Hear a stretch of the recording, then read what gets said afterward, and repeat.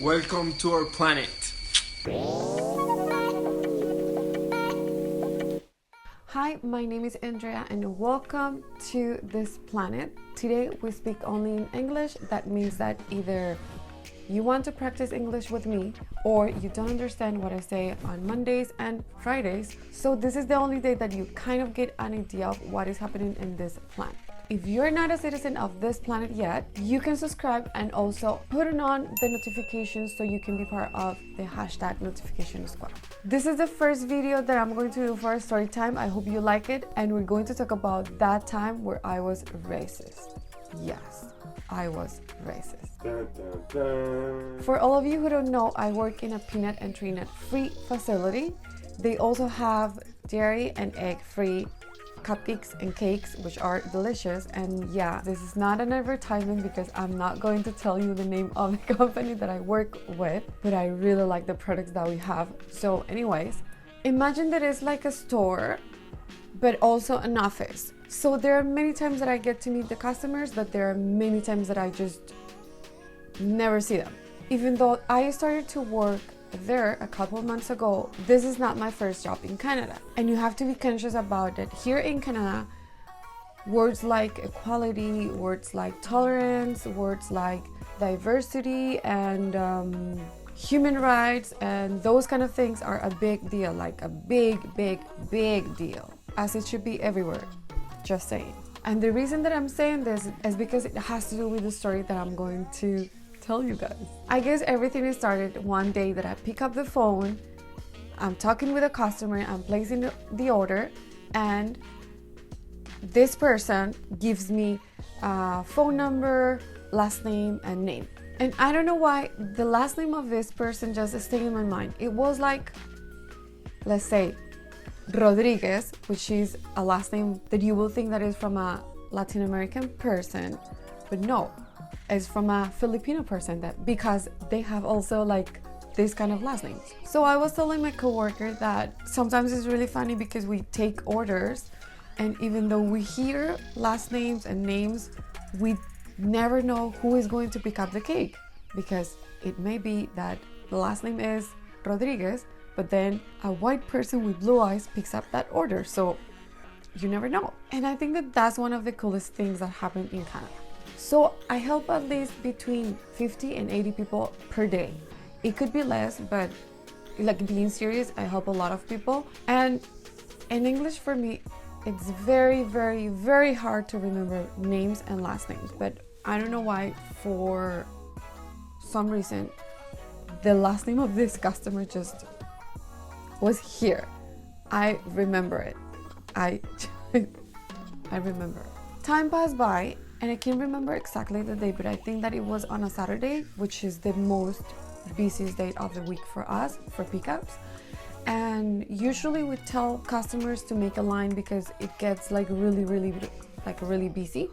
And I saw this couple coming in, and for some reason I thought they were together.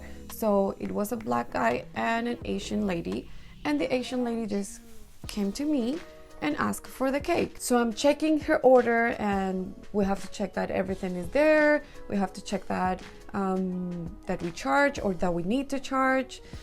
We just have to go through the order, and then I see the last name, and I'm like, oh, this is Pepito Rodriguez. I help them, they left, and then I go to my coworker and I tell her, Juanita, do you remember that Rodriguez customer that I helped the other day that we thought that he was, I don't know, Latino?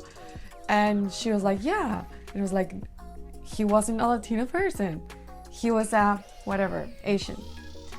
So yeah, it was really funny because we never know how the customer looks. Like we hear a lot of voices, but it's really funny when we have to see the customer.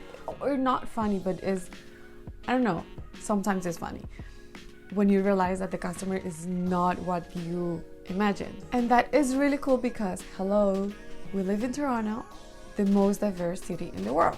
So after I helped her, she left, and I didn't even remember that she had her husband at the back. like, yeah, to me, I help her. A couple of days after, I'm reading all the emails that we have to read during the morning time. Some of them are customers that are asking questions or want to place an order, and then suddenly I start reading this long email, and it was a complaint from Pepita Rodriguez. I started reading the email and I was like, oh my God, what in the world is he saying? The entire email was about the girl at the front being racist to him. And while I'm reading it, I'm trying to go back in my mind and I'm like, but I didn't even talk to this guy. Jeez. The email said that he was very disappointed, that his wife was very disappointed. He was saying that money was colorless and that he didn't understand why the girl at the front was being so racist. And I went like, oh my God, what did I do? So I finished reading the email. I went to my supervisor. I explained all the situation because I remember everything. And thank God she knows I'm not racist. And then she wrote an email to him to get more information about the girl at the front, because I'm not the only one who is at the front. And now is when the story takes a funny turn. My supervisor receives an email from him, and all this time he's complaining about an Asian girl that was racist to him. Yes, I am the Asian girl because I know that I was the one who helped them. And as you can tell, I'm not Asian, I'm Latina. And I still laugh when I think about it because yeah, I never meant to be racist, but I guess that was the way he felt. So yeah, this is my story. Let me know if you like it. If you want to see more videos like this one, let me know. It's a challenge for me, but I'm enjoying it. And now, doing a little bit of housework, I have two announcements. First, this weekend, Gusty and I are going to be at a Latino film festival called aluCine. It is very cool because we're going to see all the influence of Latino culture in film. I'm going to leave all the information down below, and if you can make it, please go. Tonight is going to be the opening, and if you want to check it out, please follow me on my Instagram. I'm going to be uploading Insta stories, but if you want to meet us, we're going to be on Saturday at the video game panel. That is free, so you can go and also support this festival. After that, we're going to run to another event that two friends of mine are doing. For the last 3 summers, my friends Camila and Victoria have been raising funds for less fortunate kids in Mexico. This last event is going to be at my friend's backyard. So we gather together and every person donates $5, and all the money that we collect goes to the cause. I'm also going to leave the link down below if you want to check their website. So I hope you like this video. Follow me in all my social media, and I see you next time. Bye!